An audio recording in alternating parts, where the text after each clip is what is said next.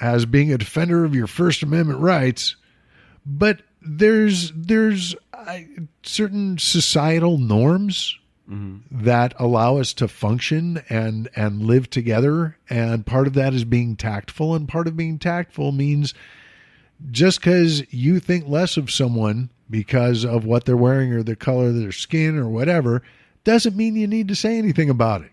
Right. Or tweet anything about it. You got shitty thoughts. Keep them to yourself. Work on yourself. Become a better person. Maybe then you'll have fewer shitty thoughts. Right. That And again, totally agree. I'm not a medical doctor. I'm just an entertainer. So, oh, there you go. Don't necessarily believe what I'm saying here. It is intended for entertainment purposes only, for external use. Do not internalize. I think that should cover us with the lawyers, right? Yeah, I think that should. And what else did you have on your list? Well, speaking of lawyers, one of the lawsuits that we sort of alluded to earlier in the conversation, shock jock, entertainer, conspiracy theorist, freak show Alex Jones is being sued by the parents of the kids who died in Sandy Hook for defamation of character. Right. And I don't know if he's countersuing, but he said that by calling him out on his bullshit, they are actually defaming him. How the hell is that going on? I don't know. I think it has something to do, there are a whole lot of people like Paul Ryan and other, idiots who bow at the altar of Ayn Rand and objectivism and under the guise of libertarianism, identifying as libertarians by being the biggest assholes they can. And I think you find among folks who run with that pack, there are a certain number who view Orwell as sort of the literary guidepost on which to hang their stars. And the problem is that while Orwell was writing cautionary tales, they view them as guidebooks. So, 1984, Animal Farm, these aren't lessons on how to do it. These are supposed to be, hey, this is a sign that shit's really bad. Right. Well, I think that when you have the people doing these type of things, it really throws them for a loop. That they, if you 1984, which is a great book, a lot of good stuff in there and everything, but for Alex Jones to say this, I mean, there are more people thinking that Sandy Hook didn't happen. There are actually people who actually came out and said, well, this didn't happen. And or you told people to go down to the pizza joint again. Didn't the guy shoot up the pizza joint or try to shoot someone? Yeah. Okay. Yeah, that's funny. Because Hillary Clinton was allegedly running a child prostitution ring out of the basement. Right. Okay, but you didn't believe that Sandy Hook happened, but you believed that this happened, and you believed the jackass who told you this. But you did not believe that Sandy Hook, where a kid actually went, where people are crying on television. You looked at that. Crisis actors, I believe they're called. That was fake news. Holy moly. Yeah. I've said it before on the show. I think we should get the money together, buy a Super Bowl commercial for Occam's razor. Occam? Yeah, the most obvious answer is usually the correct one, is the theory known as Occam's razor. So I think we need to educate the public that if you have to go down the rabbit hole to explain what you believe, probably not real. Right. No, probably isn't real. I'm always blown away that that he could even come forth and state that it was fake news. And this. I mean, that guy was interviewed by Megyn Kelly, wasn't he, Alex Jones? Yes. Yeah. She tried to help legitimize him. Yeah. And in the guise of pointing out his hypocrisy, of course. Right. And it's funny. If he was on Fox, if she was still on Fox, this wouldn't be happening. Because if he was on there, she'd be like, "Well, hey, you bro, yeah." Well, yeah. If she was interviewing him while she was still on Fox, it would most likely be a backdoor pilot, as they call it in the industry, to see if he tested well enough to get his own show on Fox. Yeah. But yeah, no, these people are nuts. They like to tell us that the problems that actually exist do not exist, be it climate change or racism, but totally imaginary issues like Pizzagate, these are the things we need to be concerned with. That, it's selling the lies, and the people buy them. The cult members buy them because they think ignorance is a virtue, right? And it's not. No. But racism does exist, as we saw at a Philadelphia Starbucks this week.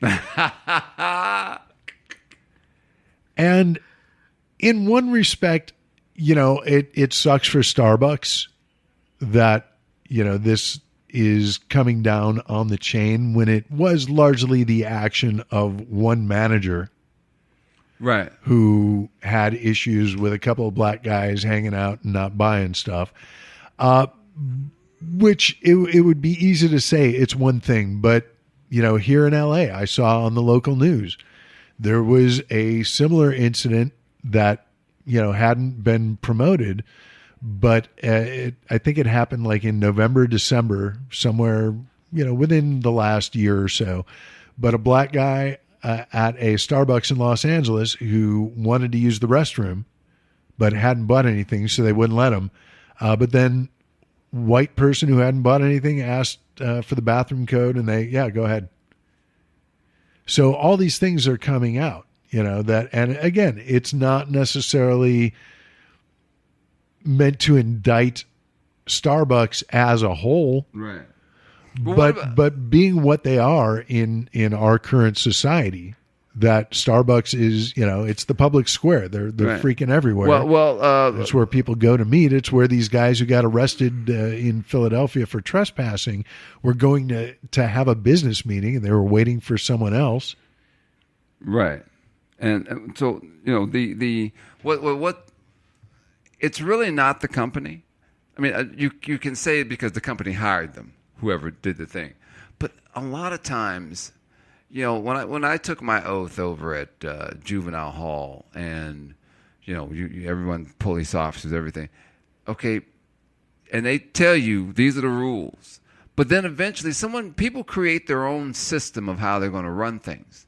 Okay, and this dude had already made up in his mind that whatever his thoughts are toward black people, black guys, okay, that's the part you can't fix. If that's how that dude feels, and yet he makes it all the way to manager, okay, because everybody hides behind a mask. No one's going to tell you that they're meeting late night, with guys that stick carrots in their ass. They're not going to tell you that they're doing that. It's like that. Remember the deal, The Zoo. You remember that show that they did, a documentary thing called The Zoo, where these rich guys who were, doctors, lawyers, and everything were having dinner with champion horses and letting them fuck them in the ass. I mean, it was called The Zoo, and one guy, he asked he rented this guy's horse called King Richard. And good old Rich, he had dinner with Rich. He was in the robe and everything. And then they would, when it's over, he would take off his silk robe and get up under the horse and coerce the horse and everything. But the problem was, Rich was 17 hands high. A huge horse, champion horse. And shoved, when they gave and got him ready, he went, and it split the guy in half and killed him. Right, and they end up taking him, his buddies, who were all part of this secret society, took him to the hospital and left him there right in front of the hospital because they didn't want to be known that And they eventually found out how it happened. How this guy died, and it was in the paper and everything, But they had a secret society, And so you don't know that the guy that you hired to be manager is probably an undercover Ku Klux Klanman, or he's got a problem with black folks and everything, even though our rules and regulations say we treat everyone, because the way Starbucks is set up It is set up as community that everybody. You can go. Magic Johnson at one time had the number one Starbucks in the country. Okay, and it's he had blacks working there, and you see a lot of the brothers and the sisters working there, but there were white folks working there too. And everybody was coming there. The brothers out front playing chess, and they're playing dominoes, and they're smoking cigars and all this stuff. So it was a great, it's, like you said, built for community in a nice area, and yet everybody's able to use the bathroom. Now I don't know what part of Philadelphia this is in, but it depends on who's running who's running the shop. And if that chick also, because they also had a situation where a guy, went to ask brother went to ask, could I use the bathroom? The woman said, you have to buy something. And then all of a sudden, so he sees a white dude coming out of the bathroom and says, hey, bro, did you buy something before you? Right. And the guy said, no, I didn't buy this. And so you got homeless people. You got all kinds of folks that come in and out of Starbucks. You can't do that. That's the bigger issue that we need to look at, is that this isn't, this does seem to be a problem at Starbucks in multiple locations, but largely it is a problem in society, that we need to take a look at what are we doing as a society to combat these issues of institutionalized racism. But it's it's going to be believe me, the frustration that it does take so long. I need a racial bias class in 2018. I need a racial bias class. You haven't figured out that we're all part of the same DNA? That race has no scientific anything, that everybody's got a little bit of African in them? Sorry. I mean, the first man. How are people who have no redeeming quality supposed to feel better about themselves if they can't do it by looking down on someone else? Well, but you can't. I mean, it's like they were. I don't know if you saw the thing on Facebook, but it was a thing about how the elitists. They said, will the whites ever figure out that the elitists conned them into believing that the Mexican and the black man was their problem, when flat out that they were just treating them in a way, trying to make them believe that something else was your problem, when really it was the elitists themselves trying to keep you from taking what they have. Yeah. I mean, they cannot figure that out. You still have not today.